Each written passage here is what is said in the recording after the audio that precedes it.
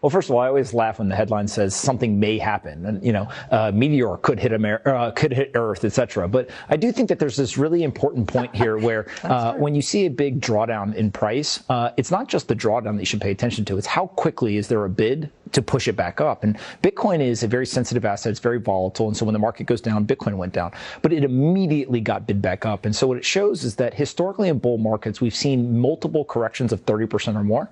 But in this bull market, we've not seen that. We've seen about 15% drops. And so the volatility to the downside is actually being muted, which tells you that as that price draws down in some of these gyrations, there are a ton of people who want Bitcoin. And so what that suggests is that there's more strength in the Bitcoin bidding. And I think a lot of it is because the traditional safe haven assets are being replaced by Bitcoin.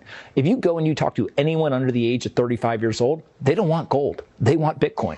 I think that Bitcoin is always a buying opportunity if you got a long time horizon. And the way that I look at this is gold's kind of like a bicycle. Bitcoin's like a Ferrari, right? They both get you to where you want to go, but there's a whole different speed in Bitcoin compared to gold. And if you look over the past 3, 5, 10 years, Bitcoin has drastically outperformed every other asset. And the reason is because what you're watching is the world is trying to price this new digital decentralized currency. What is it worth? And as more and more pools of capital look at it and say, hey, this may be interesting, all of a sudden people realize, oh, it's not just for individuals. It's not just for public corporations. It's not just for financial institutions. This may be for countries.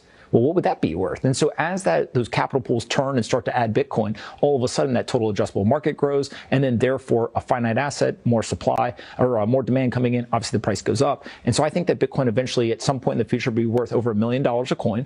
The question is just how quickly will it get there?